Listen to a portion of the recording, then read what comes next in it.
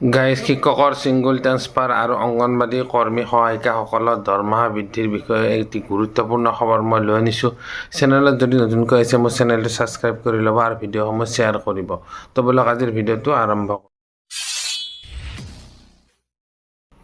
নমস্কাৰ গাইজ, মই মোৰ ইউটিউব চেনেল নিউ ডিম ব্লগলৈ আপোনালোকক স্বাগতম জনাইছোঁ। আশা কৰোঁ সকলো ভালে কুশলে আছে। গাইজ, অংগনবাড়ী কৰ্মী সহায়িকাসকলে আগৰ পুৰণা মজুৰিৰে বা মাননিৰে তেখেতসকলে আজি ইমান দিনে কাম কৰি আহিছে যদিও কিন্তু বছৰ বস্তুৰ দাম বৃদ্ধি হৈ আছে, কিন্তু অংগনবাড়ী কৰ্মী সহায়িকাৰ দৰমহাটো এতিয়ালৈ বৃদ্ধি কৰা নাই।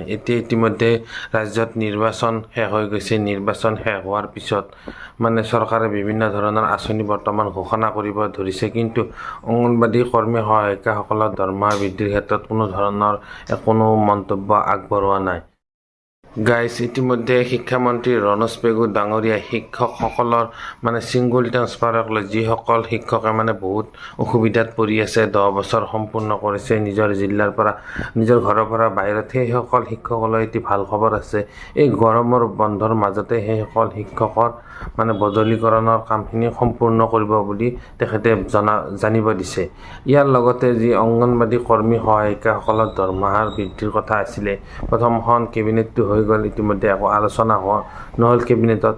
এই গৰমৰ বন্ধৰ মাজতে অংগনবাড়ী কৰ্মী সহায়িকাৰ মাননি বৃদ্ধিৰ ক্ষেত্ৰত এটি ভাল খবৰ আহিব বুলি জানিব পৰা গৈছে। ইতিমধ্যে জুন মাহৰ আধা গুচি গৈছে।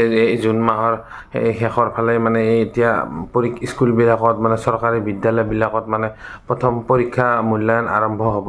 এই জুন মাহতে শেষ কৰিব লাগিব এই পৰীক্ষাবিলাক, আৰু শেষ হোৱাৰ পিছত এই গৰমৰ বন্ধ, জুলাই মাহটো সম্পূৰ্ণ গৰমৰ বন্ধ হ'ব।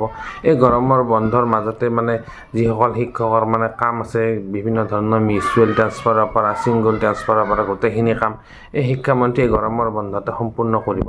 কিন্তু এই অংগনবাড়ী কৰ্মীসকলৰ কথা যদিও কোৱা নাই, কিন্তু এই গৰমৰ বন্ধৰ মাজতে পূৰ্ণ সম্ভাৱনা আছে তেখেতসকলৰ মাননিটো বৃদ্ধি হ'ব বা তেখেতসকলৰ চাকৰি হ'ব। গাইজ, ভিডিঅ'টো যদি ভাল লাগিছে, কিবা ইনফৰমেশ্যন লাভ কৰা বুলি ভাবিছে, তেন্তে মোৰ চেনেলটো ছাবস্ক্ৰাইব কৰক আৰু মোৰ ভিডিঅ'সমূহ শ্বেয়াৰ কৰিবলৈ নাপাহৰিব, যাতে সঁচা মিছা সকলো কথাখিনি সকলো ৰাইজে কথাখিনি গম পায়। ইয়াৰ মাজতে গাইজ, মোৰ এটি সৰুকৈ মোৰ ফেচবুক পেজ আছে, নিউ ডিম ব্লগ। আপোনালোকে ফেচবুকত চাৰ্চ কৰিলে পাই যাব নিউ ডিম ব্লগ। এই চেনেলটোৰ জৰিয়তে মই এনেকুৱা ধৰণৰ ভিডিঅ' আপোনালোকৰ মাজত ৰাইজৰ আগত দাঙি ধৰিবলৈ যত্ন কৰিছোঁ। গতিকে মোৰ পেজটো প্লিজ আপোনালোকে লাইক কৰি দিব। আজিলৈ ভিডিঅ'টো মই ইমানতে সমাপ্ত কৰিছোঁ। তো গাইজ, ইমানতে বাই।